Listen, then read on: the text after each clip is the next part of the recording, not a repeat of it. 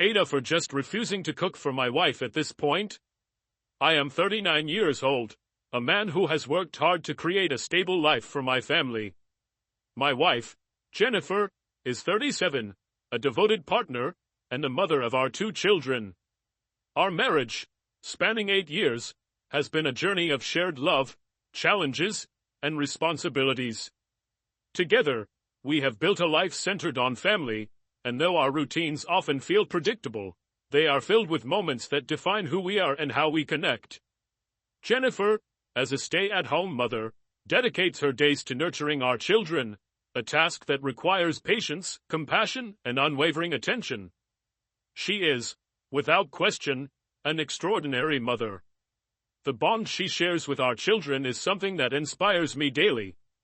She is the one who knows their favorite bedtime stories by heart, who soothes their fears in the dead of night, and who finds ways to make even the most mundane activities magical. But despite her many strengths, there is one area where she has consistently distanced herself: cooking. This peculiarity about Jennifer doesn't bother me as much as it might some others because I have always had a deep passion for the culinary arts. My father, a talented chef with a penchant for perfection, passed down his knowledge to me. I was just 10 years old when I first learned the rhythm of the kitchen, the slicing of onions, the sizzle of oil, the delicate balance of spices. Cooking became my art, my escape, and my way of expressing care.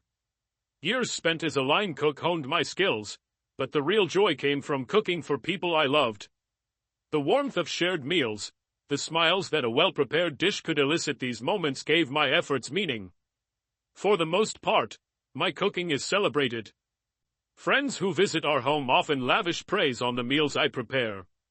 Their exclamations of delight, the way they eagerly request seconds, and the frequent inquiries about recipes all reaffirm my love for the craft. Our children, too, revel in the meals I create. Dinner becomes a time of togetherness, laughter, and satisfaction. I put my heart into every dish, and it feels rewarding to know that my efforts are appreciated. However, Jennifer's reaction to my cooking is starkly different. She has never expressed the same enthusiasm. While the children eagerly devour the meals I make, Jennifer remains indifferent or, worse, openly critical. Her comments, often sharp and dismissive, leave a mark. Too salty, she might say, or not enough flavor, as if my labor of love were nothing more than a failed experiment. At times, her critiques seem almost performative, a means of asserting her detachment from the one area where I excel. These moments weigh heavily on me, though I try to mask my disappointment. Despite her apparent disdain, I continue cooking for her. I tell myself that her criticisms are not reflective of my skills but rather her personal preferences, or perhaps a resistance to the idea of enjoying something she didn't contribute to. Still, the sting of her words and actions lingers, making me question if my efforts are in vain. In my kitchen, I seek not just to feed but to create an experience. Each meal is crafted with thought and care, an offering of love and dedication to my family. And yet, for Jennifer, these efforts seem invisible, her dismissals chipping away at the pride I take in my work. Over time, this pattern has left me grappling with a mix of frustration and sadness, a conflict that continues to shape our evenings around the dinner table. The only person who seems impervious to the charms of my cooking is Jennifer. Despite my years of practice, my dedication, and the acclaim my dishes receive from nearly everyone else, Jennifer consistently finds fault in what I create. It is as if she has taken it upon herself to ensure that no meal I prepare escapes her scrutiny. Her complaints are endless, a steady stream of criticisms that often feel more like an assault on my character than constructive feedback. Too salty, she'll say after taking a single, dismissive bite, as though a pinch of extra seasoning invalidates hours of effort. Too much pepper, she'll remark, wrinkling her nose as if I had maliciously sabotaged her plate. On other occasions, she'll declare something undercooked, her words dripping with disdain, as though I had committed an unforgivable culinary sin. Each comment lands with the weight of a hammer, chipping away at the pride I take in my craft. It doesn't end with her critiques. Jennifer has a habit of backseat cooking that I find particularly infuriating. While I stand at the stove, engrossed in the delicate alchemy of preparing a meal, she will hover nearby, tossing out unsolicited advice like a relentless commentator. "You're not stirring that right," she'll announce, her tone carrying an air of superiority that is both unwarranted and unhelpful. "You should add more butter," she'll insist, even if the recipe calls for none. Her constant interference disrupts my focus, turning what should be a meditative process into an exercise in patience. But the most demoralizing aspect of it all is not her complaints or her backseat cooking, it is the outright rejection of my efforts. After delivering a stream of critiques, she will often push her plate aside, get up from the table, and head to the freezer. There, she retrieves some processed monstrosity, a Hot Pocket, a frozen pizza, a microwave burrito. She will then prepare this so-called meal with the same ease and indifference with which she dismisses mine. The sight of her eating these frozen, lifeless substitutes while my carefully prepared dish sits untouched on her plate feels like a personal affront. It is as though she is saying, without words, that my best is not good enough for her. The disparity between her actions and the response of everyone else is staggering. Our children, still young and unfiltered in their reactions, ask for seconds of the same meals Jennifer casts aside. Guests at our home sing praises and eagerly inquire about the recipes. Even strangers who have tasted my cooking by chance have offered glowing compliments. Yet Jennifer remains an enigma, the sole critic in a sea of admirers. Her rejection cuts deeper because it comes from someone whose opinion matters most to me, my partner, my confidant, the person with whom I share my life. I have tried to brush off her criticisms, telling myself that taste is subjective, that perhaps she simply has a palate that leans toward the bland or the artificial.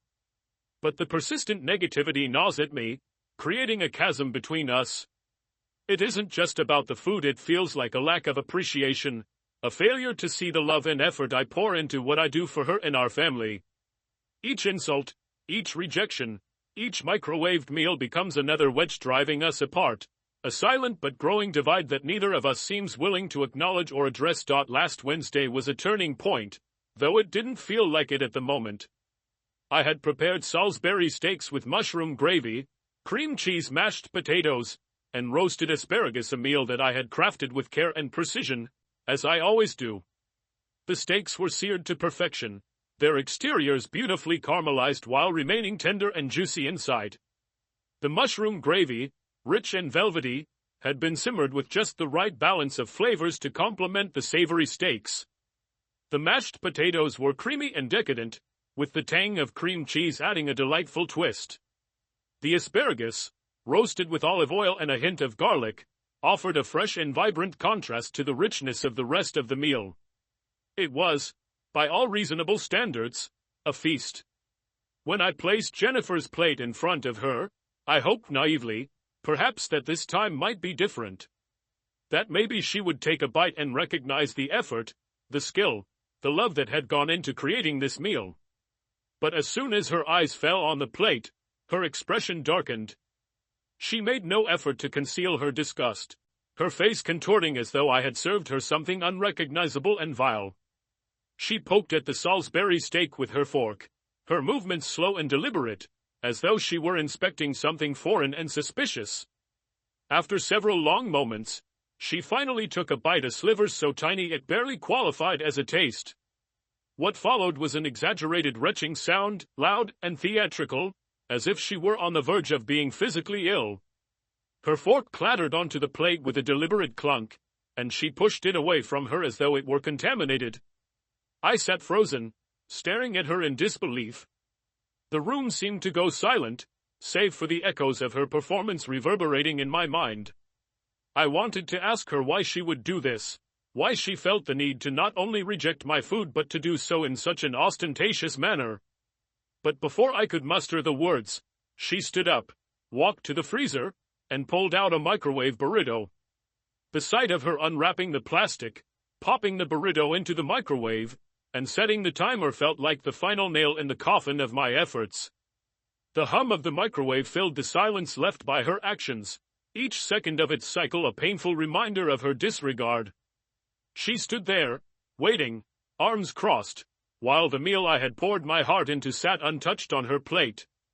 When the microwave beeped, she retrieved her burrito, sat back down, and began eating it with apparent satisfaction. I said nothing.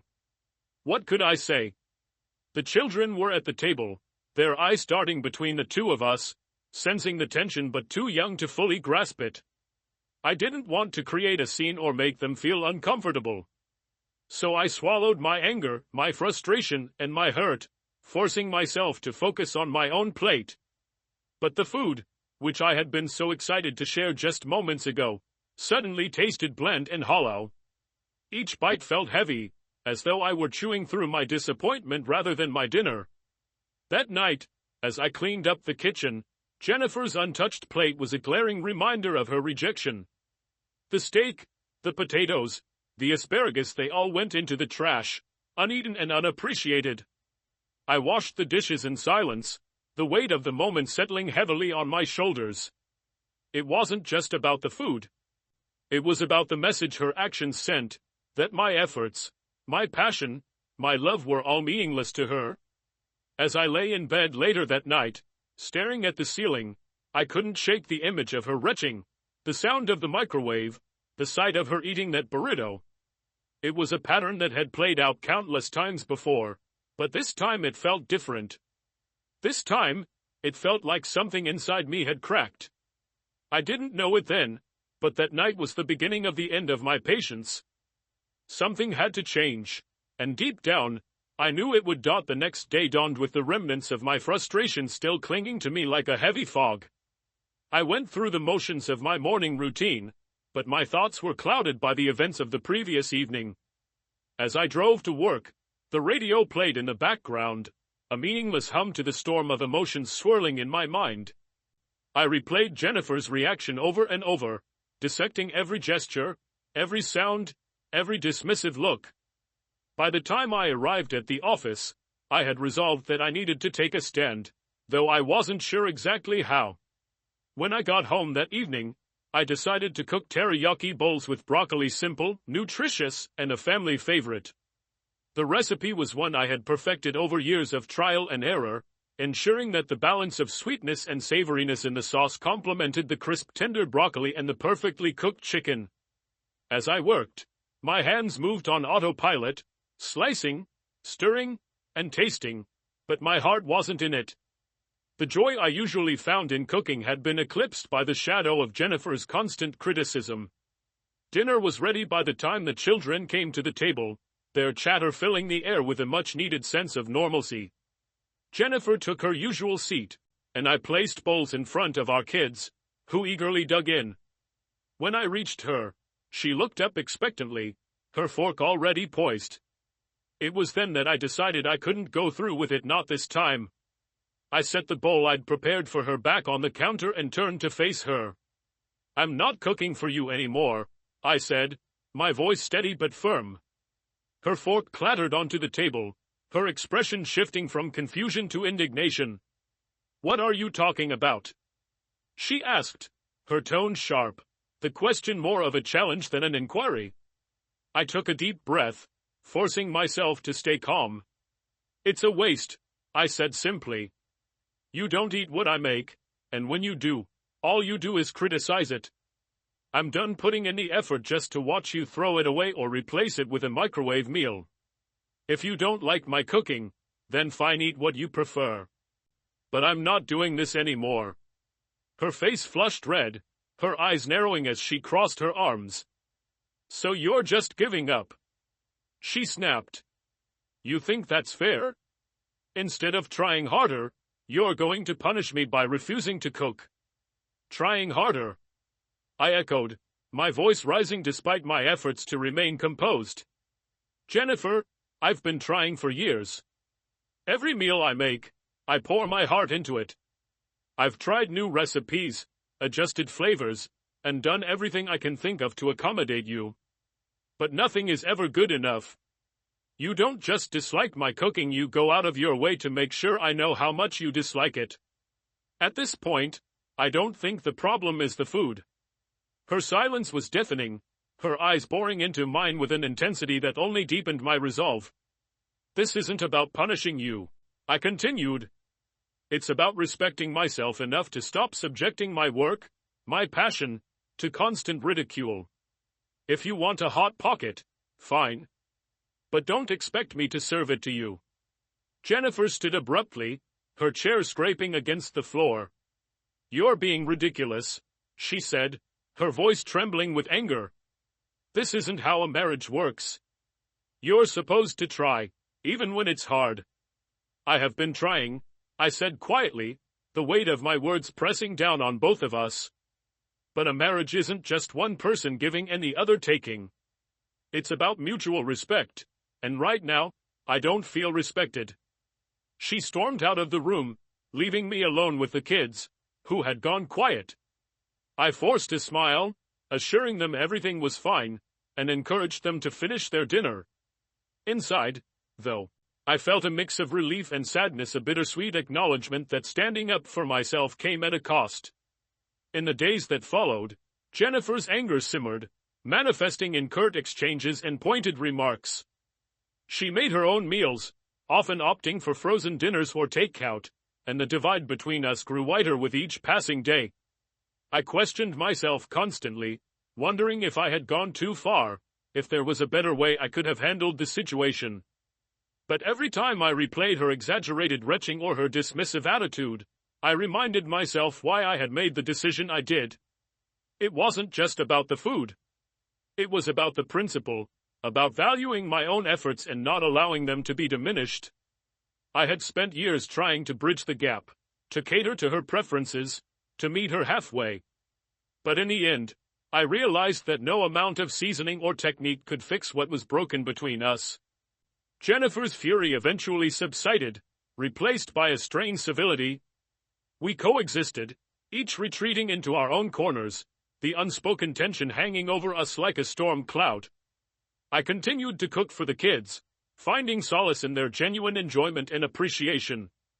And though I missed the partnership I had once envisioned, I knew that I had made the right choice for myself. Life moved on, as it always does, and the kitchen became a space of quiet reflection rather than a battleground. I cooked not for approval or validation but for the simple pleasure of creating something meaningful. And in that, I found a semblance of peace.